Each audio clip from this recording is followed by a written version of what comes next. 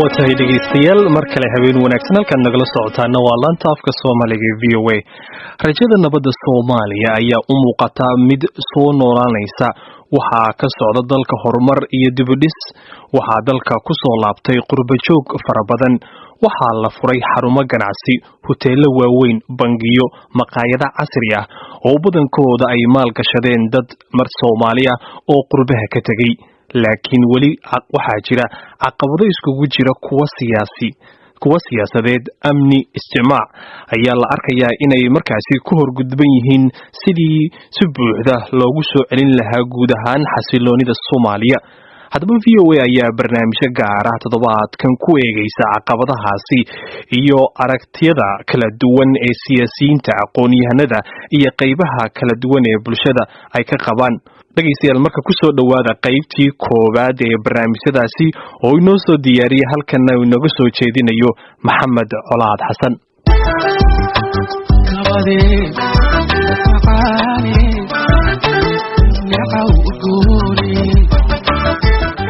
kulanti wacan oo wanaagsan qiyaarta hawada naga dhageysanaysa ku soo dhawaada qaybtii ugu horeysay barnaamijyo gaar ah oo aan ku eegayno caqabadaha hor yaalla soo celinta nabadda Soomaaliya iyo aragtida ku aadan sida looga gudbi karo. qaybtan koowaad ayaan si gaar ah ugu eegaynaa caqabadaha dhinaca military ee ku horgudbanaa ciidamada nabad ilaalinta AMISOM iyo guulaha ilaa iyo hadda ay gaareen.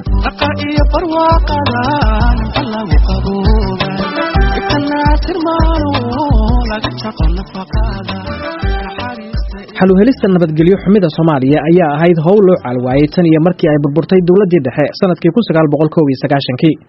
dadaalo caalami ah kuwa dalalka gobolka ay hormuud ka ahaayeen iyo kuwa maxalli ah ayaa ku dhamaaday natiijo la'aan. hadda Soomaaliya waxa ka howlgala ciidamo nabad ilaalin oo ka socda midowga Afrika oo uu abuuray golaha ammaanka ee ururka midnimada Afrika 19 bishii January sanadkii 2007. 6 bishii March ayaa dayuurad siday cutubkii ugu horeeyay ee ciidamada AMISOM ay ka soo degtay garoonka diyaaradaha ee magaalada Muqdisho. xilligan maleeshiyadii ururka Al-Shabaab iyo ururkii markii dambe ku biiray ee Xisbul Islaam waxay halis ku hayeen dawladii ku meel gaarka ahayd ee markaa jirtay, waxaana Muqdisho ka socday madaafiic iyo rasaas culus.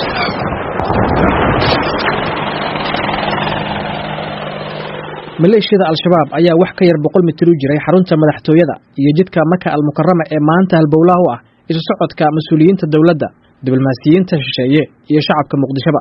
laakiin bishii August sanadkii 2011 ayaa ciidamadaasi ay gaareen guul taariikhi ah kadib markii dagaalkii iyo cadaadiskii military ee ay ku hayeen Al-Shabaab awgii ay maleeshiyadu uga baxday Muqdisho. ciidamada oo haatan ka badan 22,000 oo askari oo ka kala socda wadamada Uganda, Burundi, Ethiopia iyo Kenya iyo kuwa ka socday Sierra Leone oo markii dambe howlgalka ka baxay ayaa mandate-koodu ama hawshoodu ay tahay in dawladda Soomaaliya ay ka caawiyaan soo celinta nabadda sidii gacanta dawladda loogu soo celin lahaa dhulka ka maqan, ka qayb qaadashada dagaalka ay dawladda kula jirto Al-Shabaab, gaarsiinta gargaarka dadka tabaalaysan. ciidamada AMISOM ayaa howlgalla ay ku caawinayeen ciidamada dawladda Soomaaliya waxay hadda ku sugan yihiin inta badan gobolada koonfurta iyo bartamaha Soomaaliya. haddaba ku dhawaad 8 sanadood oo ay Soomaaliya joogeen AMISOM maxay yihiin caqabadaha weli ku horgudban in ay ka qayb qaataan soo celinta si buuxda nabadda Soomaaliya? maxaase xal loogu laayahay weerarada ururka Al-Shabaab? waa kan ergeyga gaarka ah ee qaramada midoobay ee Soomaaliya Nicholas K. Al-Shabaab have been pushed out of a lot of territory. Unfortunately, there are still significant areas that they do control. Al-Shabaab waxaa laga saaray dhul fara badan. nasiib darro weli waxaa jira meelo ay gacanta ku hayaan. waana muhiim in howlgalka military meelahaasi la gaarsiiyo. waxay la tahay in ciidamada AMISOM iyo kuwa dawladuba ay taa ku talagalkeeda hayaan. laakiin sidaynu wada ognahay in laga adkaado ama meesha laga saaro halista argagixisada waa hawl dhib badan oo muddo dheer qaadanaysa, waayo kooxaha argagixisada sida Al-Shabaab oo kale waxaa aad ugu fudud inay sameeyaan weeraro ismiidaamin ah, bambooyin ay wadooyinka dhinacyadooda dhigaan iyo xeelado kale oo argagixisadu ay adeegsato. marka waqti ayaa inaga xiga inta aan ka arkayno halista argagixisada oo gebi ahaanba ka dhamaata Soomaaliya iyo caalamka, laakiin waa hubaal in maalin ay suurtageli doonto. waxaa howlgalladaasi AMISOM dhinac socday weeraro dhinaca cirka ah oo ay diyuuradaha dagaalka ee gaarka ah ee droniska loo yaqaanay Mareykanka ay la beegsanayeen madaxda sarsare ee ururka Al-Shabaab. ku dhawaad 10 sanadood ayaa dawladda Mareykanku ay kula dagaalamaysaa Al-Shabaab cunaqabatayno dhaqaale oo ay ku soo rogtay weeraro cirka ah iyo ciidamadiisa sida gaarka u tababaran oo weeraro ka fuliyay Soomaaliya meelo kamid ah. sanadkii la soo dhaafay ayaa maamulka Obama waxa uu kordhiyay dadaalkiisii ku aadanaa dagaalka Al-Shabaab. waxaa lacago madax furasho ah la duldhigay xubno badan oo ururka ku jira, waxaana duqeymo lagu dilay xubno sarsaro ururka ku jiray. waxaana ugu muhiimsanaa hogaamiyihii ururka Cabdi Axmed Godane oo bishii September ay diyuurad drone oo Mareykanku uu lahaa ay duqeyn ku dishay. haddaba weeraradaasi cirka ma yihiin kuwo qayb ka qaadan kara in kama dambaysta la soo celiyo nabadda Soomaaliya? Zakariya Ismaaciil Xirsi waxa uu kamid yahay saraakiishii sarsare ururka Al-Shabaab ee u soo goostay dhinaca dawladda Soomaaliya. weerarkaas oo qof uu ku dhacayaa marka qofkiina qof kale meeshiisa bedelaya waa laga yaabaa mustaqbalka gaaban in wax ay kala daataan ama ay sheeg wax kale hakad galaan, laakiin mustaqbal fog weerar qof lagu qaaday wax weyn ma soo kordhinayaan. wax oo yani qorshe ama istiraatiijiyad dhamaystiran, package dhamaystiran oo qayb dhinac diineed leh, dhinac warfaafin iclaam leh, dhinac siyaasad leh, dhan walba u baahan tahay.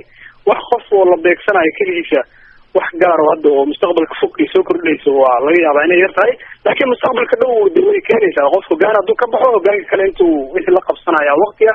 ciidamada AMISOM ayaa golaha ammaanka ee qaramada midoobay ay ansixiyeen bishii February 21 sanadkii 2007, waxaana ilaa iyo markii la geeyay Soomaaliya hadba loo kordhinayay muddada joogitaankooda.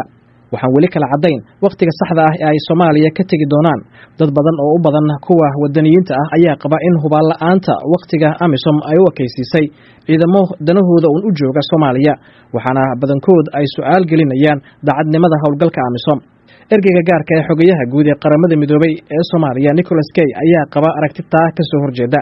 Well, I don't agree that AMISOM are not committed to anigu kuma raacsani aragtida oranaysa AMISOM kama goona inay shaqada Soomaaliya guul ka soo hoyso. waxayna mudan yihiin in lagu amaano hawsha ay hayaan iyo nafhurnimada ay muujiyeen, laakiin waan qabaa mudnaanta in la siiyo dhismaha, xoojinta iyo qalabaynta ciidan qaran oo ay Soomaaliya leedahay.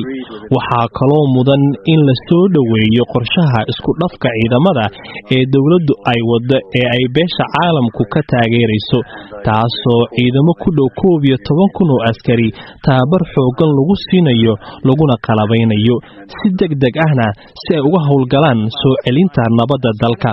waxaan ugu baaqayaa beesha caalamka iyo dalalka deeqda bixiya inay taageeraan qorshahan, gacanna ay ka geystaan sidii loo horgelin lahaa isaga oo aan dib u dhicin.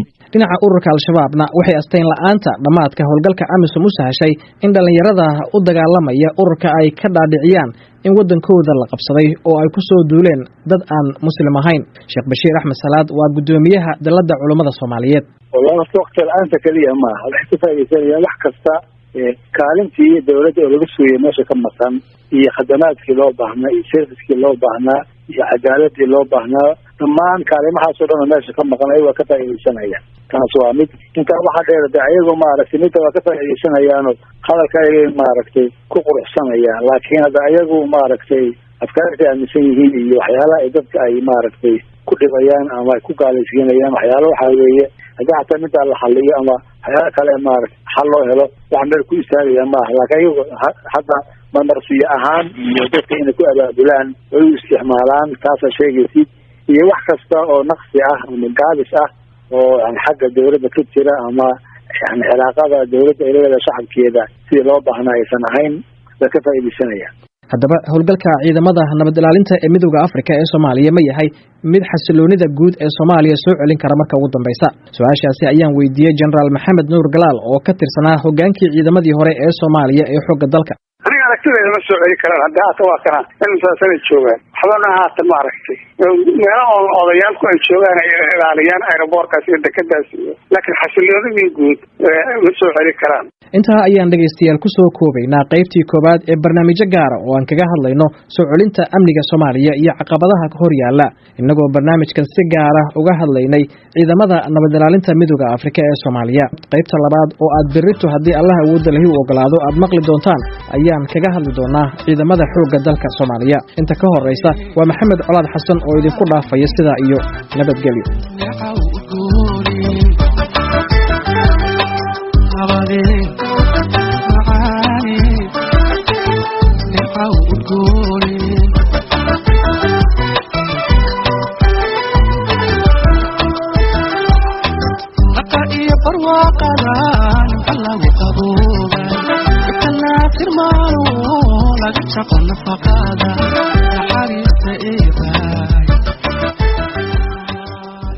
aad ayuu mahadsan yahay Maxamed Colaad Xasan oo barnaamijkaasi ku saabsanaa taxanaha amniga dalka Soomaaliya qaybtii koobaad ayuu ahaa.